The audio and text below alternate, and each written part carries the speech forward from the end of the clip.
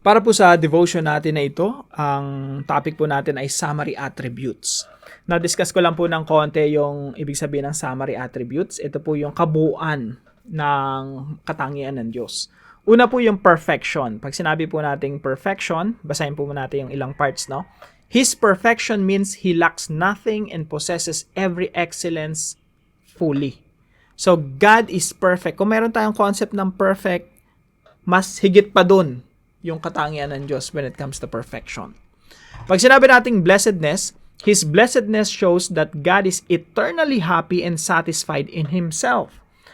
Remember, we believe in the Trinity, God the Father, the Son, and the Holy Spirit. There is one God, isa lang po ang Diyos, hindi marami. There's one God in three persons.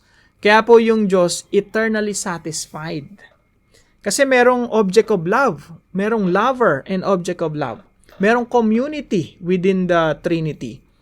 Now, kung merong Diyos na like Allah, yung Diyos na mga Muslim, yung Allah, isang person lang yun. Walang community doon. Lumalabas na lumikha siya ng tao kasi there's something missing. May kulang. Parang hindi siya independent, no? Hindi siya yung completely happy in himself. Kaya kinailangan mo pang mag-create ng creation.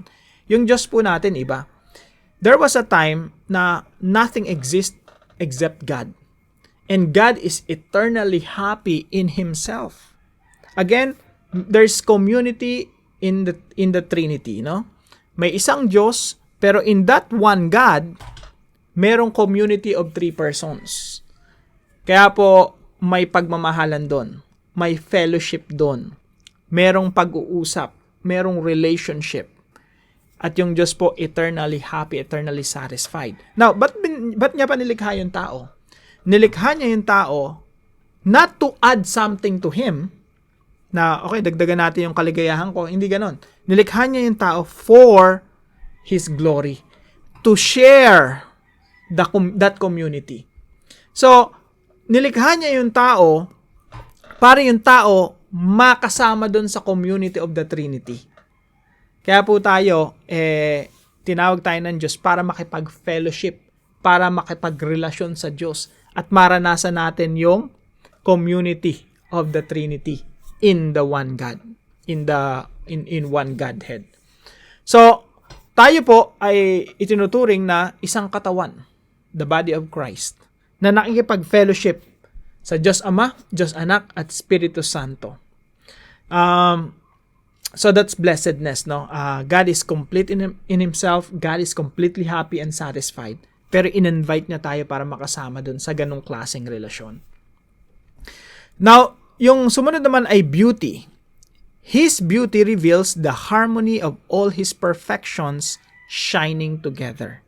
May standard po tayo ng beauty, may level tayo ng beauty minsan pag tumingin tayo sa isang babae, isang lalaki, yung kagandahan, nilalagyan natin ng layer. Mas maganda si A kaysa B. Mas maganda si C kaysa kay D.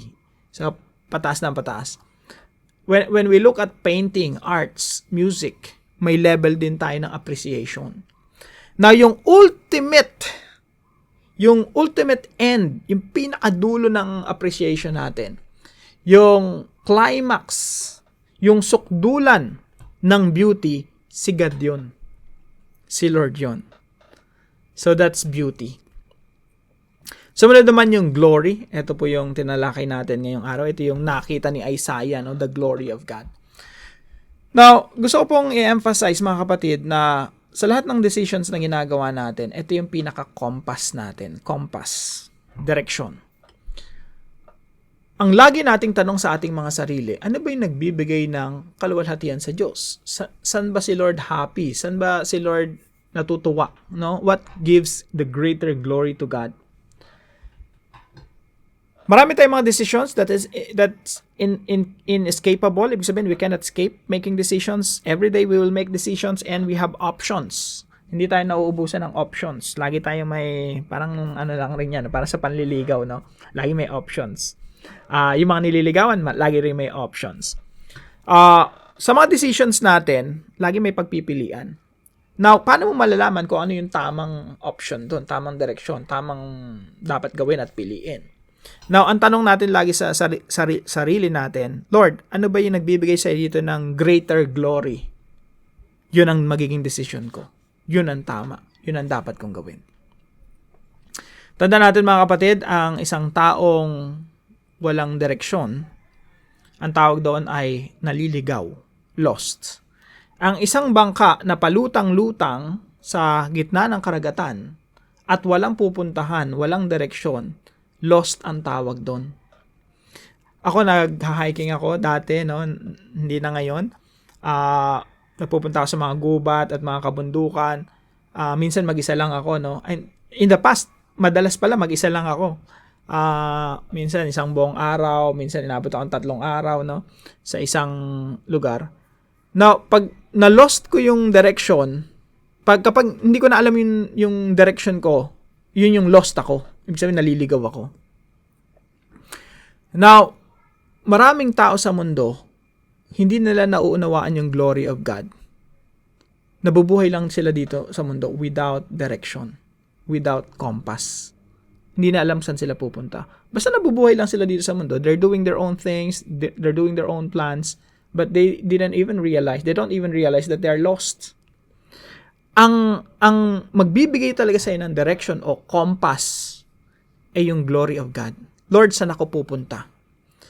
Kung alin sa mga options natin, sa mga daan na nakikita natin, mga opportunities, privileges or opportunities na dumarating sa buhay natin, kung alin dyan yung nagbibigay ng kaluwalhatian sa Panginoon, that's your direction. Dahil tayo nabubuhay tayo para sa kaluwalhatian ng Diyos. So, every time we make decisions, we have to ask ourselves, Lord, which of these decisions will give you greater glory? At yung sagot dun sa tanong na yon, yun ang dapat mong gawin, dapat mong puntahan, at dapat mong pagdesisyonan. So, I hope meron po kayo natutunan sa devotion natin na ito at sama-sama po tayong lumago sa pagkakilala sa Panginoon at sama-sama po tayong lumago sa pagsunod sa Panginoon. God bless po sa bawat isa sa inyo. See you po tomorrow 5 a.m. dito sa ating Daily Devotions.